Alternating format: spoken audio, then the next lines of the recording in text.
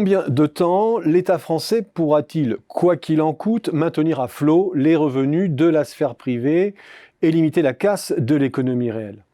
La résolution de la crise trouve aujourd'hui son issue dans la magie d'un argent gratuit qui permet à la France et à la plupart des États développés d'allonger des chèques sans les financer autrement que par la dette. Si l'on devait faire un bilan très sommaire de la facture de la crise, au stade où nous en sommes, ce sont 400 milliards qui ont été injectés dans l'économie entre les pertes de recettes fiscales issues de la crise, les 3 plans d'urgence de 2020 et le plan de relance de 2021-2022. 400 milliards convertis en dette supplémentaire et dont la collectivité est redevable à terme. Il y a là une ombre inquiétante qui plane sur l'activité future. Car l'ardoise n'est pas effacée, elle est juste différée dans le temps et les points de croissance sauvés à court terme risquent fort de se transformer en homéopathie de la rigueur qui grève les perspectives des 20 années à venir. Et le quoi qu'il en coûte amène inévitablement la question de à qui il en coûte, sur quel contribuable pèsera la charge et à quel rythme s'opérera le remboursement. Nous pouvons à ce stade esquisser 2 scénarios. Le premier est simplement le non-remboursement de fait. Les échéances de la dette seront remboursées par de nouvelles émissions.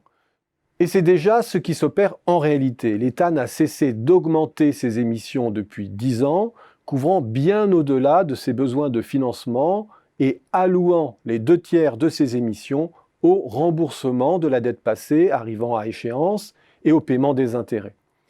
Il émettra 260 milliards en 2020 et en 2021, à des taux toujours plus faibles. Et ce roulement de la dette peut encore durer plusieurs années, tant que la BCE garantit sans limite la liquidité sur les marchés des titres d'État.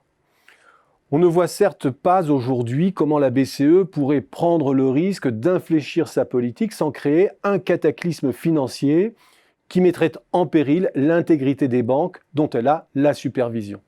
Mais ce faisant, la France s'installerait sur un nouveau palier d'endettement de 120% qui la rendrait très vulnérable en cas de moindre modification des conditions de financement. Miser sur une absence de normalisation sur un horizon de 20 ans est un pari plus que risqué. La France devient aussi de la sorte un énorme glouton sur le marché des émissions. Alors qu'elle pèse pour 21% du PIB de la zone euro, ces émissions représentent aujourd'hui 35% des émissions brutes de la zone. Et compte tenu du niveau atteint par sa dette négociable, 2000 milliards fin novembre, et de sa durée moyenne, 8 ans et 78 jours au dernier comptage de l'agence France Trésor, il lui faudrait à terme émettre chaque année 240 milliards rien que pour amortir la dette négociable arrivant à échéance, contre 130 aujourd'hui. Autrement dit, la France devra être en mesure de lever structurellement 100 à 120 milliards de plus par rapport au levé déjà record de 2020 et 2021. Pas certain qu'elle bénéficie alors de la même facilité qu'aujourd'hui et d'une souplesse intacte de la BCE sur un horizon aussi long. Pas certain surtout que l'Allemagne, pays créancier de la zone euro, tolère dans la durée une situation d'hyperendettement hexagonal qui piège la BCE dans la permissivité des taux zéro et lèse ses épargnants. Le scénario le plus probable vers lequel on s'achemine ainsi est celui esquissé par le gouvernement en juin, celui du cantonnement de la dette Covid. Cette dette serait distinguée du reste de la dette héritée du passé et serait amortie en douceur dans la durée. À l'époque, le gouvernement évoquait un amortissement à horizon de 2042, sur la base d'une facture alors estimée à 160 milliards, et sans impôt supplémentaire en mobilisant la CRDS, la contribution pour le remboursement de la dette sociale, qui rapporte environ 7 milliards par an, et en la pérennisant au-delà de 2025, date à laquelle elle devait s'éteindre en même temps que la dette sociale. Autant dire une super homéopathie quasi indolore. Mais c'est un conte de fées auquel on ne croit plus, car c'est maintenant 400 milliards que le gouvernement doit amortir à horizon de 20 ans, et il lui faudra à minima alourdir structurellement la barque fiscale d'un point de PIB ou sacrifier autant en dépenses. Et la CRDS, déjà convoitée pour faciliter l'équation des retraites, ne suffira pas.